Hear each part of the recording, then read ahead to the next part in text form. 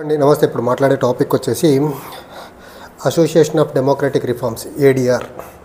దేశంలో ఉన్నటువంటి 4123 ఎమ్మెల్యేలు ఉండగా అందులో 4092 ఎమ్మెల్యేల అఫిడవిట్లు చెక్ చేసిన తర్వాత దేశంలో దగ్గరగా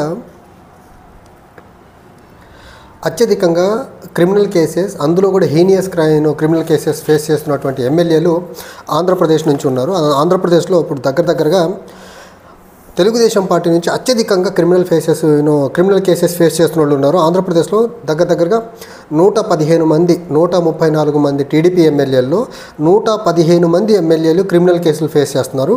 అందులో కూడా 61% మంది, అంటే 82 మంది ఎమ్మెల్యేలు చాలా సీరియస్ ర్యామిఫికేషన్ ఉన్నటువంటి క్రిమినల్ కేసులు ఫేస్ చేస్తున్నారు.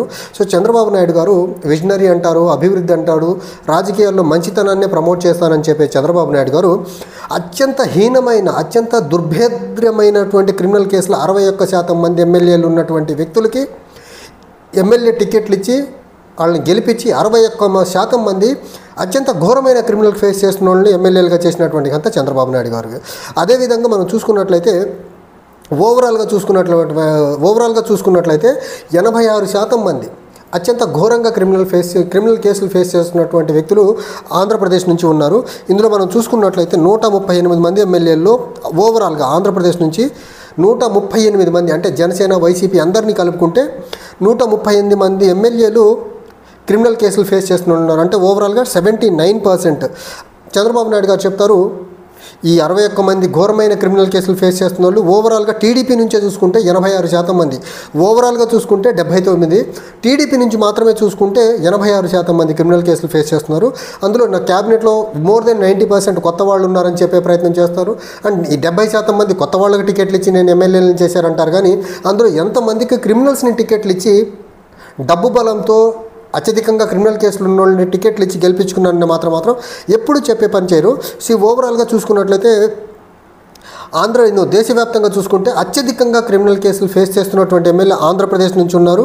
తర్వాత సిట్టింగ్ ఎమ్మెల్యేల్లో మొత్తంగా చూసుకున్నట్లయితే ఆంధ్రప్రదేశ్లో 79% మంది, అంటే 138 మంది ఎమ్మెల్యేల మీద క్రిమినల్ కేసులు ఉన్నాయి. సెకండ్ ప్లేస్లో చూసుకున్నట్లయితే Kerala as well as Tamil Nadu, Kerala and Telangana రాష్ట్రాల్లో 69% మంది క్రిమినల్ కేసులు ఫేస్ చేస్తున్నటువంటి వాళ్ళు ఉన్నారు. తర్వాత బీహార్ రాష్ట్రం వచ్చేసి 66% మంది క్రిమినల్ కేసులు ఫేస్ చేస్తున్న వాళ్ళు ఉన్నారు.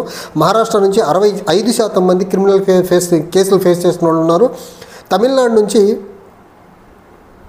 59% క్రిమినల్ కేసులు ఫేస్ చేస్తున్న వాళ్ళు ఉన్నారు. వెస్ట్ బెంగాల్ నుంచి తృణమూల్ కాంగ్రెస్ నుంచి బీజేపీ ఎప్పుడు నిత్యం దుమ్మెత్తి పేసేటువంటి పార్టీగా చూసుకున్నట్లయితే తృణమూల్ కాంగ్రెస్ ఉంది. దగ్గరగా 45% మంది క్రిమినల్ కేసులు ఫేస్ చేస్తున్న ఉన్నారు. అండ్ ఈ మధ్య చూస్తున్నాం తమిళనాడు వర్సెస్ కేంద్ర ప్రభుత్వం మధ్య జరుగుతున్నటువంటి మాటల యుద్ధం, అది న్యూ ఎడ్యుకేషన్ పాలసీ పరంగా, డీలిమిటేషన్ పరంగా చూసుకున్నా, అలాంటి తమిళనాడులో ఉన్నటువంటి అన్ని పార్టీలు చూసుకున్నా కానీ జస్ట్ 59% మాత్రమే క్రిమినల్ కేసులు ఉన్నోళ్ళు ఎమ్మెల్యేలుగా ఉన్నారు. కానీ when it comes to Andhra Pradesh నుంచి 79% మంది క్రిమినల్స్ ఎమ్మెల్యేలుగా ఉన్నారు. క్రిమినల్స్ని ఎమ్మెల్యేలు చేస్తున్నటువంటి ఘనత ఆంధ్రప్రదేశ్లో చంద్రబాబు నాయుడు గారు. కానీ ఈయన అంటాడు, నేను అభివృద్ధి, నేను ఎప్పుడు వెండేటా పాలిటిక్స్ చేయను, నేను ఎప్పుడు కక్షపూరితమైన రాజకీయాలు చేయను, నేను ఎప్పుడు రాజకీయాలు అంటే ఒక ప్రిన్సిపల్డ్గా, ఒక పద్ధతి ప్రకారం రాజకీయాలు చేసుకుంటూ వెళ్ళే మనిషిని అని చెప్పే ప్రయత్నం చేసే చంద్రబాబు నాయుడు గారు 86% మంది టీడీపీ ఎమ్మెల్యేలలో 86% మంది క్రిమినల్ కేసులు ఉన్న ఎమ్మెల్యేలు ఉంటే అందులో 61% మంది మర్డర్ కేసులు లాంటి కేసుల్లో ఉన్నటువంటి ఎమ్మెల్యేలు ఉన్నారు. ఇదే మనం దేశవ్యాప్తంగా చూసుకున్నట్లయితే ఈ 4092 మంది ఎమ్మెల్యేల్లో ఓవరాల్గా 29%, దేశవ్యాప్తంగా 29% అత్యంత క్రిమినల్ కేసులు, అది మరి ముఖ్యంగా మర్డర్ కేసు లాంటి కేసులు ఉన్నోళ్ళు 29% మంది ఉంటే ఒక్క టీడీపీ నుంచి మాత్రం 61%. చూడండి, నక్కకు నాగలోకి అనుకున్నంత డిఫరెన్స్ ఉంది. దేశవ్యాప్తంగా 29 మంది మర్డర్ కేసులు లాంటి కేసుల్లో ఉన్నటువంటి ఎమ్మెల్యేలు ఉంటే టీడీపీ నుంచి 61% మంది హీనియస్ క్రిమినల్ కేసులు ఉన్నోళ్ళు ఉన్నారు. ఎక్కడ 29% దేశవ్యాప్తంగా, ఎక్కడ 61% ఆంధ్రప్రదేశ్లో, అది కూడా టీడీపీ నుంచి. ఆంధ్రప్రదేశ్లో ఓవరాల్గా చూసుకుంటే 79% ఉన్నారు. అందులో టీడీపీ నుంచి క్రిమినల్ కేసులు, అత్యంత ఘోరమైన క్రిమినల్ కేసులు ఫేస్ చేస్తున్న వాళ్ళు 82 మంది ఎమ్మెల్యేలు, అంటే 61% మంది ఎమ్మెల్యేలు. తర్వాత ఆంధ్రప్రదేశ్ నుంచి ఓవరాల్గా చూసుకున్నా కానీ 79% ఉన్నారు క్రిమినల్ కేసులు ఫేస్ చేస్తున్న వాళ్ళు. హీనియస్ క్రిమినల్ కేసులు ఫేస్ చేస్తున్న వాళ్ళు ఒక టీడీపీ నుంచి అత్యధికంగా ఉన్నారు. తర్వాత టీడీపీ దేశవ్యాప్తంగా అత్యధికంగా క్రిమినల్స్ని ఎమ్మెల్యేలు చేసిన ఘనత దేశవ్యాప్తంగా చంద్రబాబు గారికి దక్కింది ఏడీఆర్ రీనో రిపోర్ట్ ప్రకారం. ఇలాంటి వ్యక్తి దేశంలో నేను వెండేటా పాలిటిక్స్ చేయను, నేను కక్షపూరితమైన రాజకీయాలు చేయను అని చెప్పి అంత క్రిమినల్స్తో నింపేశాడు ఆంధ్రప్రదేశ్ అసెంబ్లీని. ఈయనంట విజనరీ అంట, అభివృద్ధి రాజకీయాలు చేస్తున్నాడు. అసలు క్రిమినల్స్ని రాజకీయాల్లో తీసుకొచ్చి ఎమ్మెల్యేలను చేసిన వ్యక్తి అసలు రాష్ట్రంలో అభివృద్ధి చేస్తాడా? ఈ క్రిమినల్స్ అందరూ రేపు ఇసుక దోపిడీ, మద్యం వ్యాపారము, లిక్కర్ వ్యాపారము, బెల్ట్ షాపుల వ్యాపారము, లేకపోతే దౌర్జన్యాలు, డెకాయిటు, ల్యాండ్ కబ్జాలే చేస్తారు తప్ప ఈ క్రిమినల్స్ వీళ్ళు ఆంధ్రప్రదేశ్ని స్వర్ణాంధ్రప్రదేశ్ చేసేదానికి ఈ 61% మంది ఘోరమైన క్రిమినల్ కేసులు ఉన్నోళ్ళు, లేకపోతే 86%, 134 మంది ఎమ్మెల్యేల్లో 84% అంటే 115 మంది క్రిమినల్స్.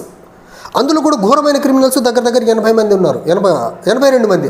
ఇలాంటి క్రిమినల్స్ని అడ్డం పెట్టుకొని చంద్రబాబు నాయుడు గారు ఆంధ్రప్రదేశ్ని స్వర్ణాంధ్రప్రదేశ్ని చేస్తాడంటే మనం నమ్మాలా? అండ్ చంద్రబాబు నాయుడు గారు స్వర్ణాంధ్రప్రదేశ్ చేస్తుంటే దాన్ని బాసటగా భజన చేసే వ్యక్తి పవన్ కళ్యాణ్ గారు తయారైపోయారు. అసలు పవన్ కళ్యాణ్ గారికి ఈ డేటా అసలు అది చూస్తే బాగుంటుంది. ఏడీఆర్ రిఫార్మ్స్ బయటకు వచ్చింది, ఇండియా టుడేలో చాలా అద్భుతంగా సర్క్యులేట్ చేసే ప్రయత్నం చేస్తున్నారు. దీని దేశవ్యాప్తంగా చాలా పెద్ద మొత్తంలో చర్చ జరుగుతుంది అంశం మీద.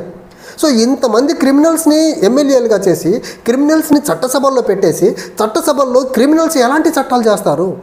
ఆంధ్రప్రదేశ్ని స్వర్ణాంధ్రప్రదేశ్గా మార్చే చట్టాలు చేసేదానికి ఉపయోగపడతారు ఎమ్మెల్యేలు, లేకపోతే ఈ క్రిమినల్స్ అందరూ ఆంధ్రప్రదేశ్ని ఒక మధ్యాంధ్రప్రదేశ్గా, ఒక గంజాయి ఆంధ్రప్రదేశ్గా, ఒక బెల్ట్ షాపుల ఆంధ్రప్రదేశ్గా, ఒక ల్యాండ్ కబ్జాల ఆంధ్రప్రదేశ్గా మార్చేదానికి హెల్ప్ అవుతారా వీళ్ళు? ఖచ్చితంగా వీళ్ళు ఆంధ్రప్రదేశ్ని మద్యం ఆంధ్రప్రదేశ్గా, గంజాయి ఆంధ్రప్రదేశ్గా, బెల్ట్ షాపుల ఆంధ్రప్రదేశ్గా మార్చేదానికి హెల్ప్ అవుతారు తప్ప వీళ్ళు ఆంధ్రప్రదేశ్ని స్వర్ణాంధ్రప్రదేశ్ చేయలేరు. ఆంధ్రప్రదేశ్ని వీళ్ళు ఎట్టి పరిస్థితుల్లో డెవలప్డ్ స్టేట్ ఆఫ్ ఇండియాలో డెవలప్డ్ స్టేట్గా మార్చే పరిస్థితి లేదు. ఎందుకంటే క్రిమినల్ ట్రాక్ రికార్డు ఉన్నాడు, వాడు కాన్స్టిట్యున్సీకి వెళ్ళి ఎక్కడ ఏ క్రిమినల్ యాక్టివిటీ చేసి ఎక్కడ ల్యాండ్ కబ్జా చేయాలా, ఎక్కడ బెల్ట్ షాపులు ప్రమోట్ చేయాలా, కాన్స్టిట్యున్సీలో ఎలా గంజాయిని అక్రమ వ్యాపారం చేయాలని ఆలోచిస్తాడు తప్ప అతను ఈ 134 మందిలో 115 మంది క్రిమినల్ ట్రాక్ రికార్డు ఉన్నోళ్ళు, అందులో 82 మంది అత్యంత ఘోరమైన క్రిమినల్ ట్రాక్ రికార్డు ఉన్నోళ్ళు. 82 కాన్స్టిట్యున్సీల్లో ఖచ్చితంగా ఇల్లీగల్ యాక్టివిటీస్ జరుగుతాయి.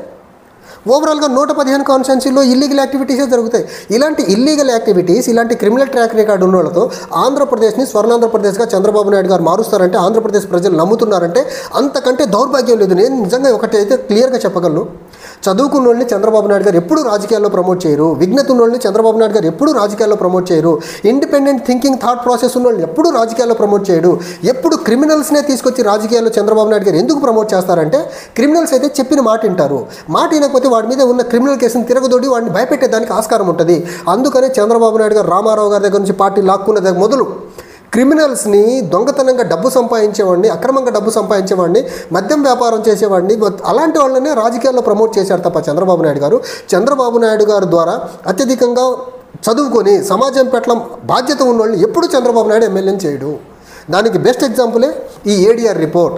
ఆంధ్రప్రదేశ్లో ఉన్న తెలుగుదేశం ఎమ్మెల్యేల్లో 134 మంది తెలుగుదేశం ఎమ్మెల్యేల్లో 115 మంది క్రిమినల్స్ కేసులు ఉన్నోళ్ళు ఉన్నారు.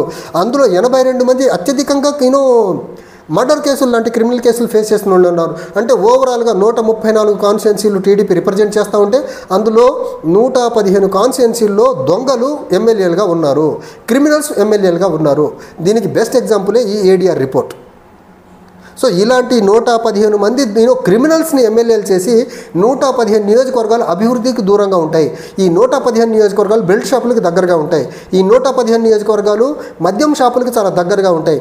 ఈ 115 నియోజకవర్గాలు కరప్షన్కి చాలా దగ్గరగా ఉంటాయి. ఈ 115 నియోజకవర్గాలు కుదిరితే గంజాయి వ్యాపారానికి దగ్గరగా ఉంటాయి. ఈ 115 నియోజకవర్గాలు ఖచ్చితంగా ఒక అరాచక పాలనకు దగ్గరగా ఉంటాయనే దానికి బెస్ట్ ఎగ్జాంపులే ఏడీఆర్ సర్వే. Thank you.